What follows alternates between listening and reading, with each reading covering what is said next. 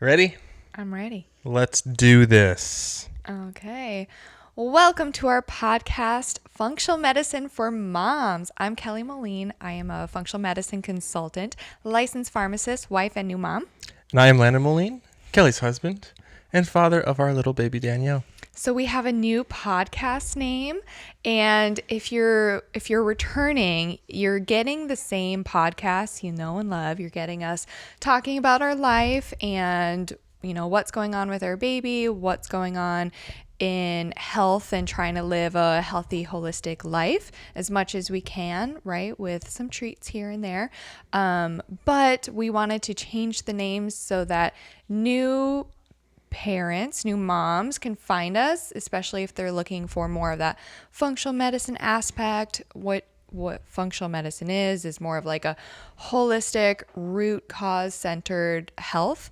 And so, yeah, that's what I'm certified in. That's one of my passions, along with momming and parenting. So we love talking about that and just trying to live a healthy, holistic life. So we want to be able to reach more people that centers with. Yeah, the whole reason we started the podcast in the first place was to reach more people than you were reaching at like the pharmacy or just online. So yeah, it makes more sense to have a name to which people can find us better. Yeah, so you can share it with your people, especially new moms. We're first-time parents ourselves, so we're not coming from a place of this is the best way to do this. This is, we're not expert parents is what I'm trying to say.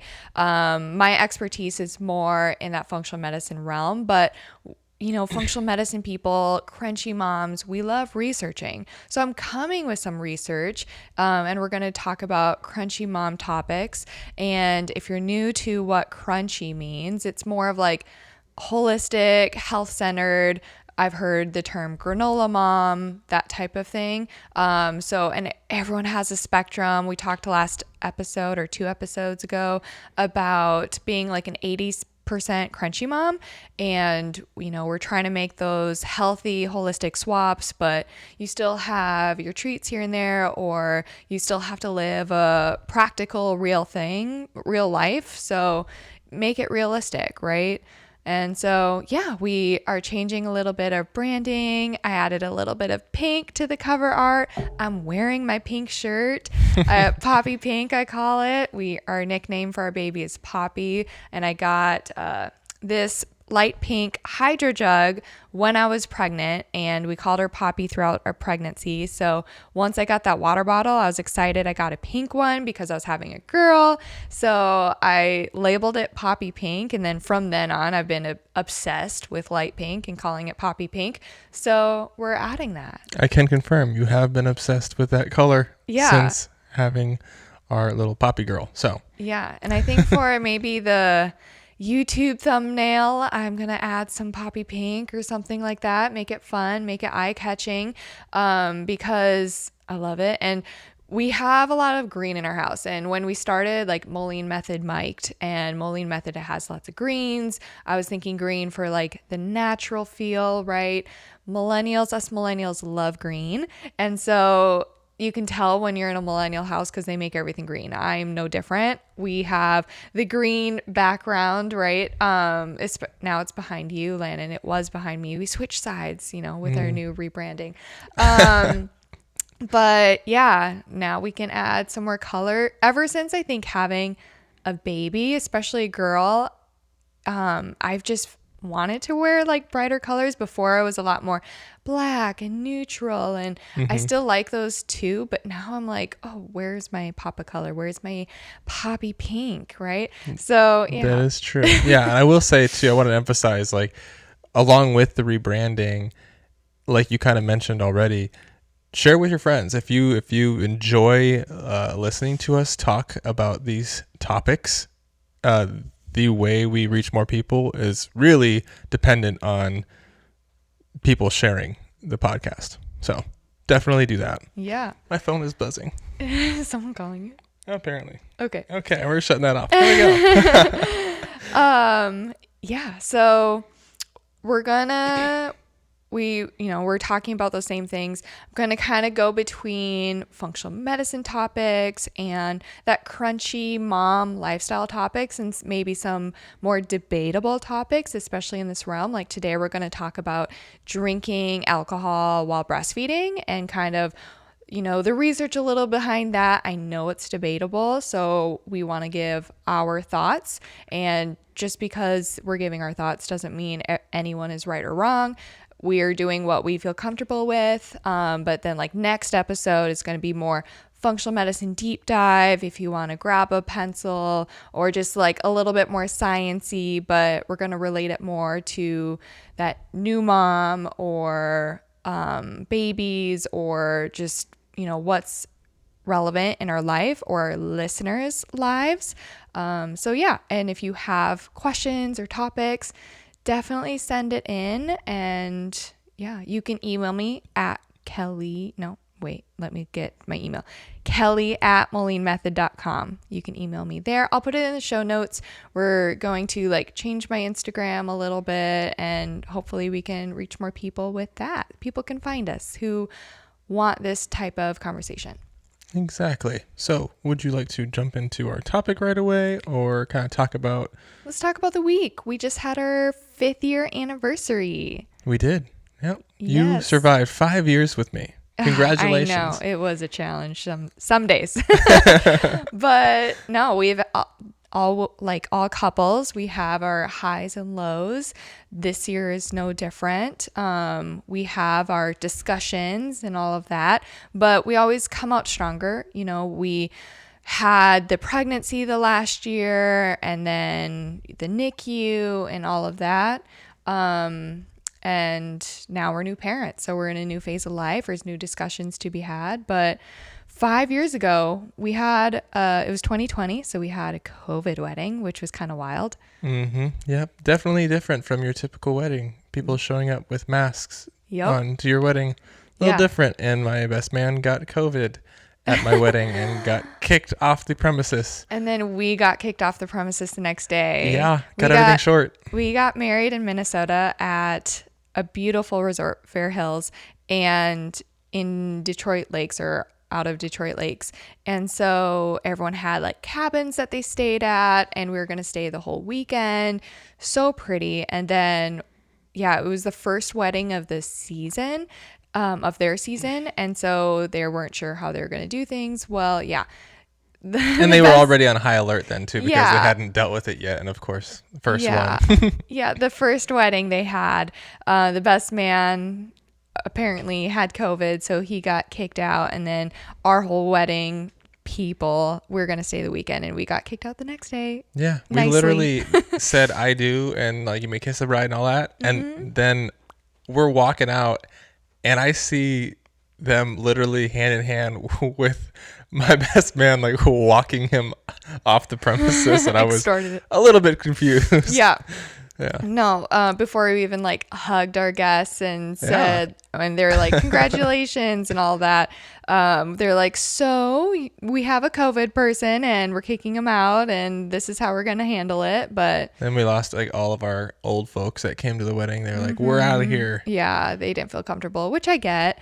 And so, yeah, but that was the main thing that happened. Other than that, our day was beautiful, amazing. Yeah. So for our anniversary, we went to a winery. It was fun. Let's talk about like what we did each anniversary. I think it's kind of fun. Oh goodness, do you think we have that kind of time? We'll see. So our first anniversary is when we did our honeymoon, and we went to Jamaica. We didn't do a honeymoon right away, so we went to Jamaica on our first anniversary, and so we did a honeymoon / first anniversary. Do you remember kind of our second anniversary? I'll go to it. Our second anniversary is we bought a house. So we were just moving into our house. Our third anniversary, we unfortunately were dealing with our miscarriage. We had a miscarriage earlier that year. I was thinking it was like so cute that it was going to be like year number 1, we got married. Year number 2, we got the house. Year number 3, we're getting the baby and all that. So it didn't work exactly as planned. God has a better plan. But yeah, that was kind of sad, but we still enjoyed the anniversary. We went out to dinner and a nice like club in downtown Dallas. Yeah. It was really fun. It was a skyrise, so Mm-hmm. we were way up high. Yep. But yeah. You were working for a company that owned that club, so you got an in for Mm-hmm. us. And then fourth anniversary last year, we were pregnant. Yeah. What did we do? What did we do last year? Just go out to dinner, I maybe? think we went out. We just went out to dinner. I'm pretty Probably. sure. Yeah. Yeah. I announced that we were pregnant on social media on our anniversary. That is correct. Yeah. Yes. Yeah. So we were past our first trimester. And so, yeah. Safe to say we did not go to a winery last year. No, we did not. So this year we did. And you planned the date. Yeah. You kind of kept me in the dark until, the night before you told me. So I could get my taste buds ready for what we were going to do. And so it was fun because we got to do the wine tasting and had some wood fire pizzas. And yeah. Yeah, they do like a, what'd they call it? It's kind of a pizza tasting as well. Yeah, they had a pizza flight Pizza as well. flight. So we got Super some tastes of different pizzas. It was really good. Your mom babysat Danielle. Mm-hmm. So we were baby free for the night. And yeah, it was fun. Yep, it was a great time. It was good to get out of the house, and I was pumping along the way. And so, yeah. So I wanted to get into breastfeeding and drinking alcohol and the debate that goes along that. Because this morning when I woke up to feed Danielle, she was crying, and you asked me, should I go get a bottle? Do you want to pump and dump since you've been drinking? So I wanted to bring this discussion in because I think, especially with first-time moms, I see on social media they are pumping and they're dumping their milk down the drain. And then I see a lot more comments saying like, no, you don't have to do that anymore. And it's more like old news. Now, I will say do whatever you feel comfortable with. Like if you feel like you've been drinking a lot and you would just rather get rid of that milk. I've heard also that if anything, use it for a milk bath. So don't like just dump it down the drain. There's other things you can do other with uses for your milk. Yeah. Yeah, it's a wonderful thing. So I wanted to bring this to your attention, a little bit of the science behind it, just a little bit, and so that you can see what you think. Okay. Hit me with it. So the milk is actually made from your blood, and I don't think that's always well known. I think that's more known now. But when you think about like the legal drinking and then before driving is like the 0.08%, right? Yeah.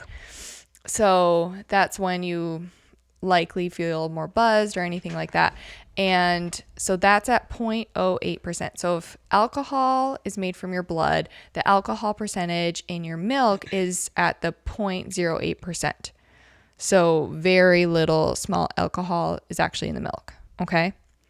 Wait, I'm confused. So are we talking about like what you would blow and get a DUI if you were driving? Yeah. So if it was like you kind of have an idea of maybe what that feels like. I think one drink of alcohol is at like a 5-ounce glass of wine for a woman. Now it depends on their tolerance, their weight, what kind of alcohol is it, all of that. But one drink is less than that. I think like 0.02%, 0.03% is kind of like the one drink. That's what standard. your blood alcohol content would be. So blood alcohol content, yeah. So you're saying if your blood alcohol content is at 0.03%, then your milk will have 0.03% alcohol content. Yes. Yes. Okay. Yeah. Following me now. So, but there are also foods that naturally have alcohol occurring in them. Okay. So I wanted to read those to you, especially like foods that you may give your baby. Okay. So let's see what I came up with. So ripe bananas. So let's say you're going to give your baby a ripe banana or banana puree has 0.2 to 0.4% alcohol. Goodness. So reminder, the blood alcohol content was 0.08%. So Yes. this or 0.03% or something from like one drink. So let's say one drink, or even if you're drunk, not drunk, you know what I mean? You've had some drinks, and let's compare it to the 0.08%. That's almost like 10 times more alcohol in a banana than what would be in the breast milk. But I mean, so when you drink a glass of wine, or when you eat a banana and say it's 5% alcohol, your blood alcohol content is not just automatically going to be 5%. Right. So like, there's a little bit of a translation there. Like, So when you're drinking and your blood alcohol content is your blood alcohol content is 0.2%, or I'm sorry, 0.03%, let's say, okay? Or even the 0.08%. And bananas are 0.2 to 0.4%. So we're comparing the milk to the banana. oh, like what you're going to feed her Yes. directly. Her food. I understand what you're saying. Okay, so Okay. her food, the milk, which has let's say even 0.08% versus ripe bananas is 0.2 to 0.4%. So it could have 10 times more alcohol than your breast milk. Okay, so the difference is you're not eating the banana and then feeding your milk. You're talking about directly feeding the baby the banana. Yep. Feeding That the is baby where the banana. you're losing me in translation. Okay. Gotcha. Feeding the baby the banana versus feeding the baby the breast milk that has alcohol in it. Got it. Okay. And so ripe bananas up to 0.4%, apple juice 0.1 to 0.3%, bread, like sourdough bread, 0.1 to 0.3%. So all of those things you could feed the baby, and that's going to have more alcohol than your breast milk after you've been drinking. Wow. Isn't that Didn't know kind of that. crazy? That is quite different than I was expecting. Yeah. Yeah. So, and they say like apple juice and all those. Yeah, I said apple juice, but all of that has naturally occurring alcohol. So they do make like strips that you can test your breast milk. I've never done that, but they say that they don't work super well. And even when they do, like even apple juice is going to test positive for containing alcohol. So yeah, do with that information what you will. So you've heard like pump and dump.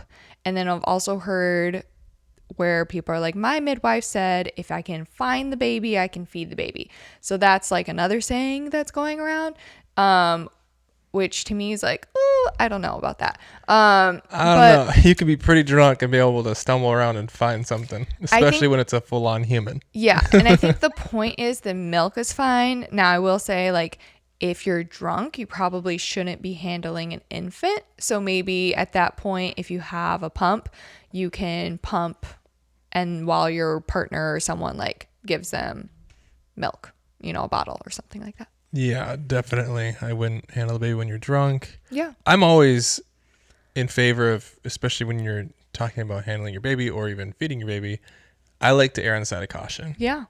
So that's why even if you've drinking and you haven't drinking a lot, I'm always going to kind of be like, hey, check in with you and be like, do you want me to bottle feed her? Like, do you feel like it's safe? Just Which so I you appreciate stop and think about it.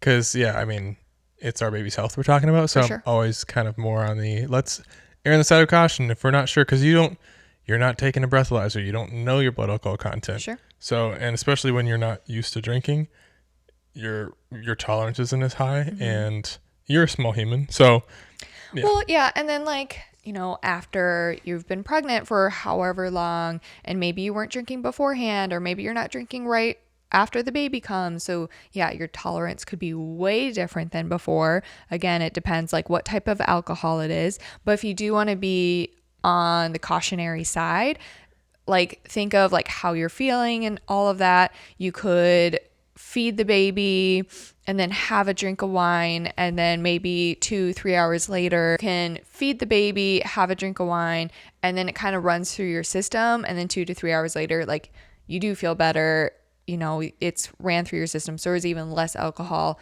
from your blood to your milk at that point. Does that make sense? Yep, that makes sense.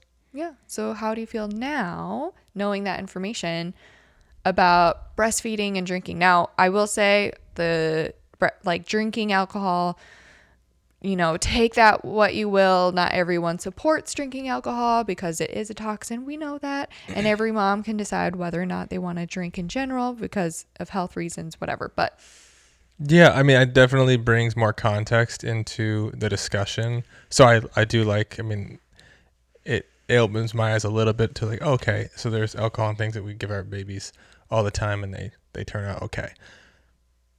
But yeah, I think for me, I'm just always like, well, there's always more. We're constantly learning, and new information is coming to light every day. So I'm always going to still try to side on the err on the side of caution yeah, when it comes to what's coming through your blood and getting fed to the baby, because you just don't know how that's changing your blood exactly, or like how that might be changing or affecting your milk, or so I just think that like I would always like to err on the side of caution if possible, and try to push out that time period from when you're drinking to when you're feeding the baby as much as possible. But I think I feel a little more comfortable with it knowing that like, okay, there is alcohol and other things that we give the baby sure, on a regular basis. yeah, and always like do it you feel comfortable. Where even on the other side, people have said, oh, it's totally fine if you have a drink or two when you're pregnant. And personally, I didn't feel comfortable with that. And I knew that if I didn't feel comfortable with it, and if I had a drink, I was going to more spiral thinking about that more. And that's going to increase my stress levels. And then that's going to create more harm than good. So me having a drink to relax wouldn't really help me, because I would like think about it way too much in that instance. So in that instance, I didn't feel comfortable with that. I didn't feel comfortable with like coffee and caffeine and all that in pregnancy personally, just because I knew I was going to go down a rabbit hole where like this, I feel more comfortable with giving that context. So to each their own. Yeah. Yep. We listen and don't judge. The obvious right? smartest thing would be to not drink at all. Yeah. Because that's the most healthy option anyway. That's the most healthy option. Yeah. But that's not the debate. So, yep. Okay. So moving on, we are doing our solids journey with Danielle. Yep. She is 7 months old now. Yes. So she's 7 months old. We did start her solids when she just turned 6 months old. And then we paused for a while because she wasn't sitting as independent as I wanted. So we can talk about like what those readiness signs are, so you can know what to look at for in your baby, and then kind of our journey with that. Yeah. Okay, so signs of readiness are going to be if they're interested in food. So she has been like reaching for my food now for a long time. Sitting. So this is the debate I've heard where some people, I'm going to sneeze. Bless you.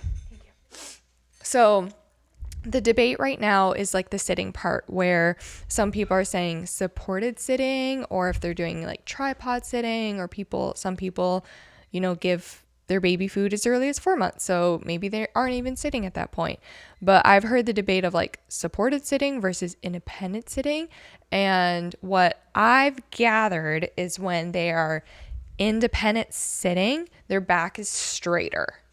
Where if they are more like propped sitting or like tripod sitting with their hands in front of them, like assisting them, they're more slunched and like hunched over, where their digestive tract isn't necessarily straight, and then that can cause some issues, or it can increase risk of possibly like choking or that type of thing. Does that make sense? Yeah. So if they're hunched over, I would think that if they're hunched over, they're not eating as well. Yeah, I mean, you think, okay, when you're swallowing something, it's going to be helpful to be sitting up straight. Yeah. I mean, you can try to, if you lay down or slunch, or if you're, laid back, and you try to drink water or eat any kind of solid food, you're going to have a more difficult time, and things can get stuck in that. In that tract. So yeah, and she's just learning how to eat, so she's figuring out the texture thing and the swallowing and all of that, like all of that's new to her. So we want to set her up for success. And then babies also have a reflex where they push food out of their mouth, or anything that enters their mouth, they push it out with their tongue. And so you want to like make sure that is gone. She kind of pushes things out, I think, just because she's unsure. But if you put a spoon in there, she doesn't normally just like push out the spoon. She's accepting it and then trying to figure out. I think at 6 months, when we first were putting any kind of food in her mouth, she was pushing it out immediately, and now she's starting to accept it little by little. She's like, at first she might push it out, but then she's like, wait a second, yeah, I'm okay with this, and then she actually eats it. And then there's different ways to feed baby. There's pureed foods, and then there's baby-led weaning, where they're having like table foods and they're like grabbing it and feeding themselves. So I was more pro like baby-led weaning at the beginning. I think that's more of the crunchy type of response. But we're kind of doing both, especially to start. So I'm offering her both. Okay. And I think people question like, oh, she doesn't have teeth. How is she going to eat this? But that's the thing. You don't actually need teeth to do baby-led weaning, because their gums are really hard. So they can like gum and chew things that way. Mm-hmm. And you're steaming like the vegetables you're giving her, which are making them squishier. Yes. And so she can chomp them apart with just her gums. And then, but as she gets older, she doesn't need teeth to do even like more firm stuff. Or people even start with a piece of steak, and people are like, that's crazy, because how are they going to eat a piece of steak when they don't have teeth? But their gums are very hard and they can kind of chew it that way. Yeah, that makes sense. We haven't done steak yet, but I'm excited for it. No, we've done the bone broth and meat stock, so not bone broth, because bone broth has extra histamine that babies can't break down as well. So I actually did meat stock, which is very similar. I made the meat stock homemade with chicken, and so you just don't like cook it as long, so it doesn't have as much in that, but it still has like lots of collagen and nutrients to help their gut lining, which is why we started with that.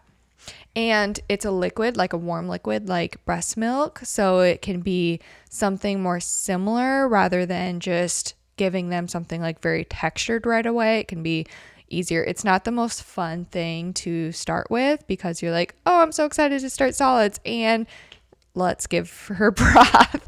People are like, give her some food. Yeah, she wasn't too excited about the broth either at first. Yeah, but I think everything that she has started with, she gives me a weird look, like, what is this? But then after usually like the third time we give something to her, she's like, oh, okay, I like this now. So it takes some time. So we started with the meat stock, and then we did avocado. And then we started moving into allergens right away, kind of getting them out of the way. So we're doing allergens 3 days apart. Other foods that... The allergens are like you're testing like if they're allergic to like peanuts and things like that, right? Yeah. So allergens are foods that are more high risk that the baby's going to have an allergy, especially like anaphylaxis or hives or like that type of thing. So there's more risk of them eating it and having a reaction. So reactions can come 72 hours after your food. So the immediate reaction is like what we're most worried about, which I learned is about a few minutes to 2 hours after you feed them. So you want to give them earlier in the day. The first time I did it, I started with egg yolk. Because egg white apparently is typically more allergenic than egg yolk. So I separated it. So I did egg yolk, and I did it at dinner time. And then we were like putting her to bed, and I'm like, oh no, I can't monitor her because I'm putting her to bed. So what happens if, she has an allergic reaction and she's sleeping and I don't even know, I can see her on the monitor, but only so much. Yeah. So after that, I started doing it like late morning or early afternoon, so I can at least monitor her. Yeah, but at the same time, if it can happen anywhere up until 72 hours, that's 3 days. So yes.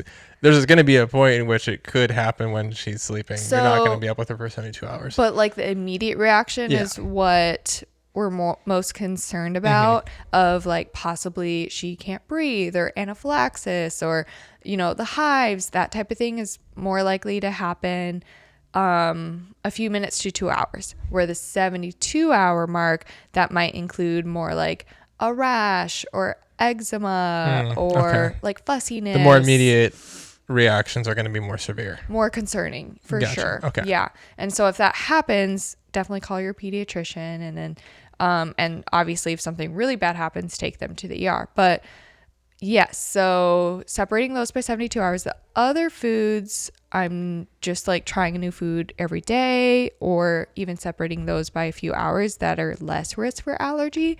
Because if we separated every food by every 3 days, we would take a long time to get through foods. So is there like a particular food you should start with? So like this is all kind of crazy because when I thought, we have a kid, we're going to introduce them to solids, I was thinking we're just going to like mash up some vegetables and be like, here you go, knock yourself out. So this is all like, I didn't realize there's so much planning and thinking that goes into this. So like what first foods are important to start them on versus like what should you wait on? Yeah. So I think to each their own. My pediatrician recommended starting with savory or like a veggie or something like that, rather than sweet and a fruit, just so that their preference isn't sweet. Yeah, I And have then heard sugar. to avoid sugar. Yeah. So my pediatrician just said the only rule I'm giving you is no honey before 1. Apparently there are spores in honey that can cause an infection that the little baby's immune system can't really handle yet until it's more mature after 1. So the only rule she gave me was no honey. And honey's before also 1. sweet too, so I feel like Yeah. you give them honey and like nothing is going to taste as sweet. True, as but honey, even so like baked things you have to be concerned about. So for example, like we make banana chocolate chip muffins that have like the natural sweetener is obviously banana, but then honey. So or chocolate chips. and chocolate chips. So I Goodness. can't like give that to her. I have to be conscious of even stuff that's baked if it has honey in it, because a lot of the more like healthy alternatives have honey as a sweetener rather than like added sugar. You know what I mean? Yes. Okay. So what I'm focusing on is the savory, but I'm really starting with like higher fat foods because fat and cholesterol is really healthy for their brain. And then I'm focusing on like gut health. So again, we started with meat stock. So that can help repair like a leaky gut. And babies' guts are very permeable, which means it's very like leaky and things can go through them easier. So we're helping that gut lining kind of become smooth and together. Okay. Got it. So we're starting with that, and then we're also starting with more iron-rich foods. Apparently, baby's iron is lower, like around that 6-month mark, and they're needing more iron. So you want to start with like iron-rich foods. So I also started with whipped bone marrow. So I bought these bones from Kroger that you bake, and then you like scoop out the marrow, and then you whip that, and it's kind of like a butter. It's not super tasteful. It's very fatty. And then, it just has a lot of nutrition, great for their gut health, iron rich, that type of thing. Gotcha. So that's what we're focusing on. Specifically, what I've been researching. So gut friendly, more savory. We haven't started anything really sweet. I did actually just start. I gave her some sweet potato. Because I mixed a little bit of salmon with the sweet potato. So I had like both savory and sweet. But yeah, she didn't love it at first. But apparently last night when we were out, your mom gave her some sweet potato and she liked it then. Gotcha. Yeah. And at first, like when we didn't feed her that stuff, she's kind of like gagged a little bit when it's more solid. And that's really scary. Yeah, that is scary. So like that's kind of... Well, we have that one tool nearby in case she does choke on stuff. Yeah. But that's a big topic, I feel like, is like, okay, you don't want to give her things too early because she doesn't have teeth, she can't chew it. What if she gets a chunk like stuck in her throat? And so I think it's also important to know like the difference between like gagging and choking. And what I've heard, and this is something that like kind of popped in my feed, I think I watched a video on it, but that gagging is loud and they're more like coughing, Mm-hmm. and that's fine. Like that's gonna happen. That's a natural reaction. It's when they stop coughing and they get like a surprise look on their face, and it's like choking is quiet, like because Oh, so scary. air is not going through Yeah. their airways. So that's kind of the main difference, and that's something I wanted to make sure I looked up because I was like worried that, man, shouldn't have teeth. We're giving them these like solid foods to hold on to with the baby led weaning, and like what if she chokes on it? So And I am CPR certified. That includes like the choking and stuff. And so I got recertified last year just for my pharmacy job. But it's always a good idea to look that up again.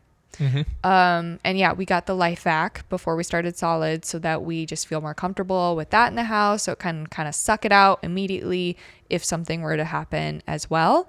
But I learned too that the baby's like gag reflex is actually further up in the mouth to protect their airway. And then as they get older, it like travels back, I guess. So things are going to make them gag a lot easier because it's further up. gotcha.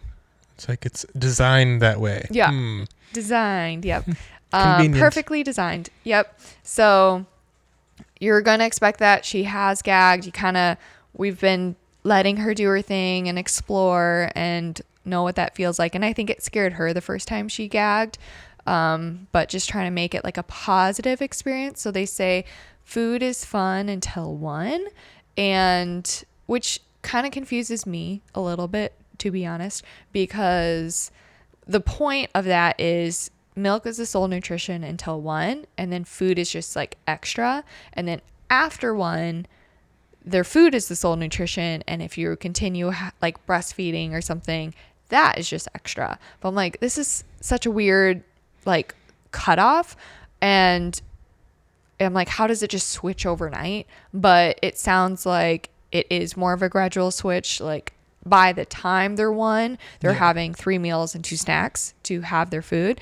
And then they are gradually probably having less milk, even though you're continuing to feed them milk. Well, yeah, I was kind of wondering about that too, because like as we're giving them the food, because they're pushing so much out of their mouth and they're not really getting it all down, and it's going down their face and on their clothes and everything like that. I'm like, how much are they actually getting at us? How much are they actually eating? So I guess that like food is fun until 1 is like, it's more of a practice than it is like, oh, they need to be actually putting this down for their overall health. Like they're not going to go hungry if they don't eat it. Cause it doesn't, to me, like at first, when we were first giving her all these foods, I'm like, this is such a waste because she's just pushing it out of her mouth. Yeah, I'm like, okay, so I'm going to make her this today. And you're like, you're going to do all that just for her not to eat it, not all to that like prep it. for her to like push it out with her tongue and just have it fall down her cheek. Yeah. And I'm like, my job is to offer these foods and create diversity. And it's her job whether or not she wants to eat it. And we have different jobs, and that's okay. So I'll continue my job and she'll continue her job. So is there like with the whole, because there's like crunchy, I've heard you say baby led weaning, and like the functional medicine type side of things, is there a difference between like those approaches, like baby led weaning versus like functional medicine or so holistic? I think the more functional medicine side is going to be the more gut health focused, because gut health is a big part of functional medicine. And so I'm more focusing on her gut, which is funny because like I'm prepping all these foods for her gut health and then she barely eats any of it. But we're trying. So yeah, so that's a more that's a more functional medicine approach. Functional medicine and crunchy moms is kind of similar, where they're just more like health, holistic centered kind of feel. Yeah, like you're supporting their health and their immune system. Yeah. Versus like baby led weaning is more, you're not really doing as many like purees. You're more just like, it's like the practice of like I mean, it is kind of in the name, baby led weaning, like they are feeding themselves. Yeah. And so it's supposed to be easier in the sense of they can eat. What's supposed to be easier? Baby led weaning. Okay. So it's supposed to be easier in the fact where like whatever you're cooking for dinner, you can modify it and give them a variation of it. So they're not having like separate baby food. They're like part of the family dinner or Got family it. meals. Okay. That makes sense. So like I prepped her meal list this week of what she was going to eat each day. And with that, I asked ChatGPT, my best friend, of like, based on what I'm feeding my baby, what should we be eating as a family that I could use the same ingredient? So that's why we had salmon that one day, because I was going to introduce salmon to her as an allergen the next day, and I wanted it already made. Gotcha. So you didn't give me salmon because you know I like salmon. You were doing it for the baby. Yep. I get it. I'm Yep. just second thought now. A little bit. Yeah. A little hurt. So yeah, that's how I did it. Now, baby led weaning, like I said, is kind of the more crunchy approach. And so there's an app called Solid Starts that tells you how to do and how to offer each thing. So like I gave her zucchini. So it showed me how to cut it, and then how it's supposed to be like squishable, and so that if she were to get a chunk, she can eat it and, you know, squish it in her mouth and it's fine. And but like Solid Starts app, even though it's baby led weaning, isn't necessarily functional medicine based, because it is pushing like more fruits to start with and that type of thing, more sweet things, where I want to do more sweet things later, just so that she has more of a savory preference, is my theory, than a sweet preference. Okay. So, so you've been learning a lot about this over the past couple months, basically. But you've taken what you've learned, and you've also kind of done your own twist on it as well. I feel like you take things here and there from different videos, different research books, whatever. Yeah. And then you've kind of like, okay, I like this, but some might be like, oh, fruits, but you're like, no, I'm gonna stay away from fruits for now. You kind of made your own variation. Do you have like practical tips of like, okay, here is like what's helped me in my research and my study to like kind of come up with your own game plan? Okay, so I'm certified in functional medicine, so I can't always just say, go get certified in functional medicine, because a lot of my background in pharmacy and functional medicine does help me like weed out a lot of the sources and helps me decide what to do. But I think a lot of it is mom gut too, like your mom intuition. Yeah, what are you doing? Stretching my leg. Oh, okay. I'm like, are you trying to kick something? But yeah, a lot of it's just mom intuition. So with your resources, whether that is podcasts, whether that's social media, I think we're learning a lot on TikTok and Reels and stuff too. You just have to take that information and make your own decision. And my decision's probably going to look different than the next moms who might be less crunchy or even more crunchy than me. So, but God made you the parent of that baby for a reason, so your decision is going to be right for you and your family. Got it. All right, so that's some encouragement for all the listeners out there. Is if you're even like thinking about, you know, your approach to feeding your baby solids and stuff like that, you're already on the right track, because there's no one right way to do it. Yeah. And so give yourself a pat on the back. If you're even looking into it, you're already doing your kid a favor. Yeah. And even like when we started, you were like, oh, I thought we were just going to go buy baby food and give that to her. 100%. And I'm like, that didn't even cross my mind. Because like my friends got me this baby food maker, which steams it and then purees it at home. And I'm like, oh, it's my dream to be able to do this.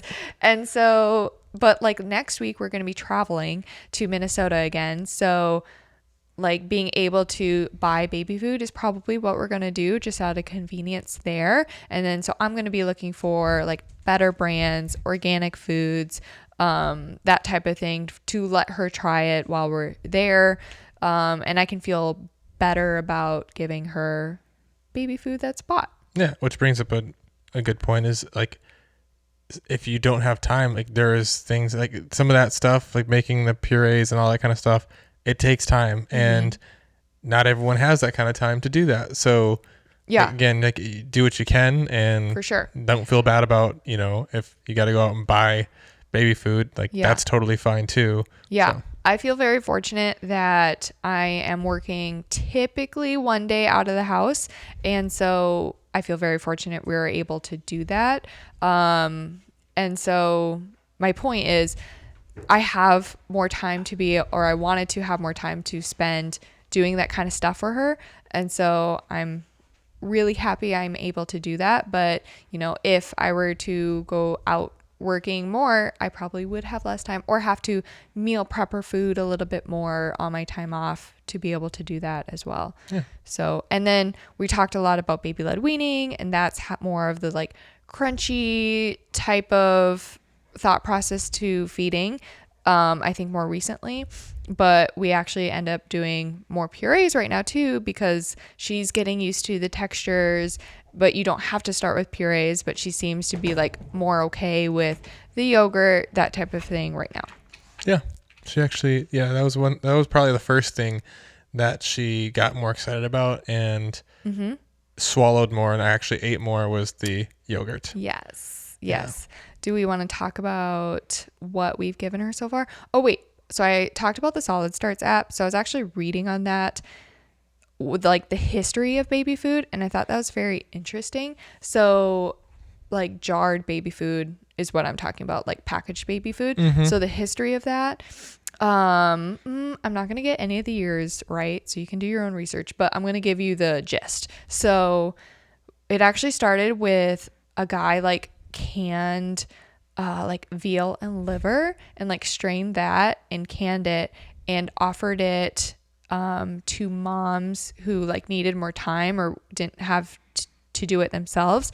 And so they liked that, like the convenience of it. They started selling it in pharmacies, and then Gerber started like taking this over and investing, and then they were packaging other things, and then baby food was like such a big thing that people wanted that they just like quit everything else and started doing just baby food. And then they started like playing around with the formulas, and they were doing less of like the liver and veal and like the savory things that are like so nutritious, and they started adding more like fruits and sugar and that type of thing, so to make it more palatable and make it so that babies wanted more and more of it. And then when they started doing like introducing solids, it said that babies started eating solids around 11 months to start. And then with the start of baby food, it actually ranged. Then they're pushing it so much where babies were getting solids at 6 weeks. Can you imagine like feeding our baby at 6 weeks? No, like the seems baby really food early. yeah, like they can't even hold their head up for anything, right? So and then the doctors are figuring out like actually this isn't really good for the baby. And so then they like played around with it, pushed it back further, and then it was like 4 to 6 months. I think it seems like older pediatricians are pushing more of the 4 months. They may be starting with more of the like the rice cereals and that type of thing. And the newer pediatricians seem to be more of like the 6 month, all these signs of readiness, do the savory things, skip the rice cereals, don't go for the sweet things right away kind of deal. So it has changed over time. Yeah, and it'll probably continue to evolve. Yep, as we like learn more and all of that too. Yeah. Yep. Interesting. So yeah. And then what else? What was I going to say? Oh, what we've given her so far. I always think that's interesting when I hear other people what they've given their baby. So we started with the meat stock and the avocado, and then we did allergens. We started with the egg yolk. So I didn't introduce a new allergen within like the 72 hours after that, but we gave her other things. We gave her And you're doing that so that you can like tell what she's reacting to. Yes. So if she were to have a reaction, I could probably be like, okay, it's probably the egg yolk because I just gave that to her 2 days ago or whatever. And so then I gave her whipped bone marrow. I gave her some zucchini.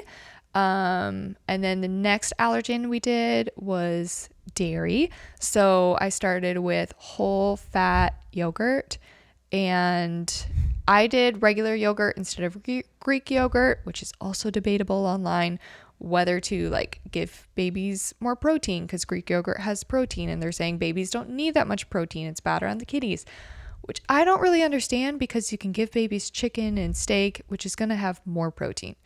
So I don't really understand that thought process. But I gave her regular one, but just because it's like thinner consistency. So it's more like a milk rather than Greek yogurt's thicker. So that's why I went with the whole milk. So you want like that fat content, right? You don't want like a skim yogurt or fat-free yogurt. You want the whole milk one.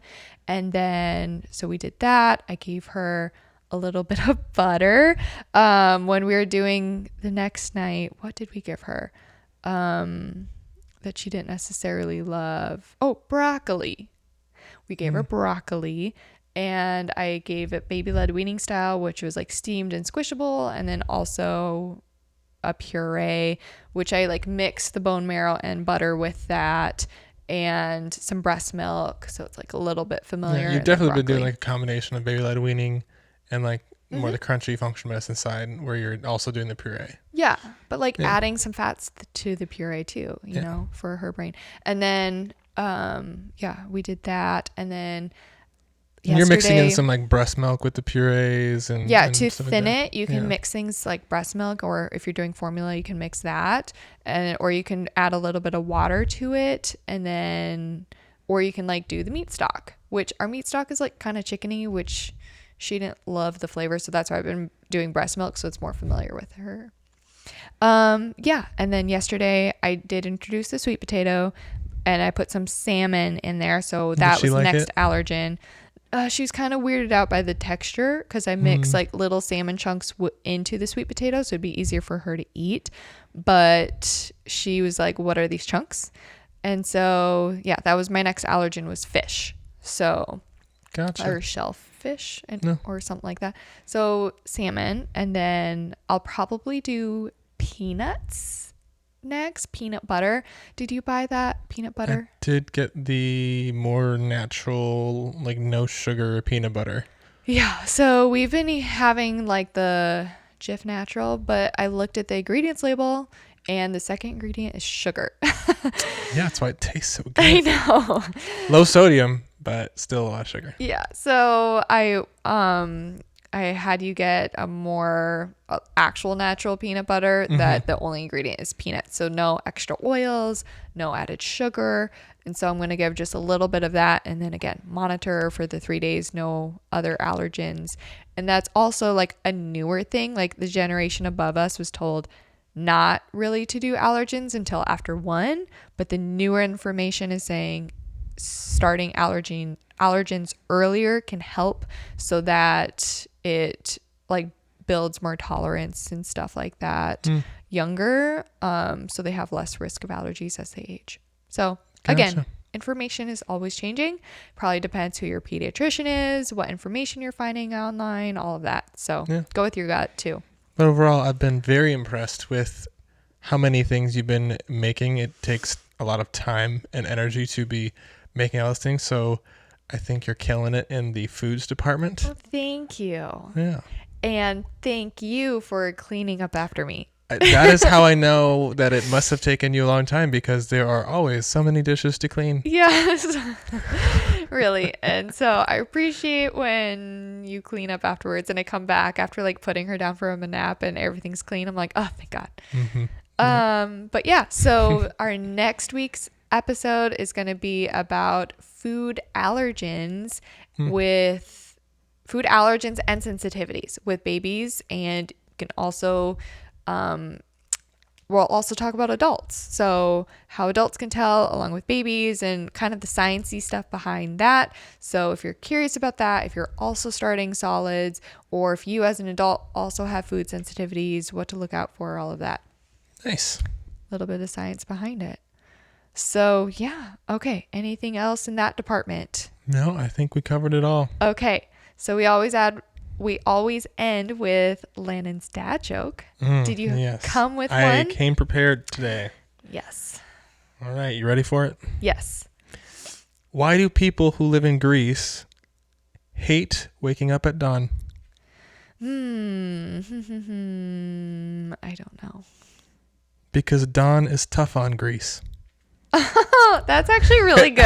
I didn't even plan. I didn't even plan that we were talking about cleaning up dishes and stuff. Yeah. So that was a actually good segue. Perfect. And we're talking about Dawn dish soap for those that it's over your head. Yeah.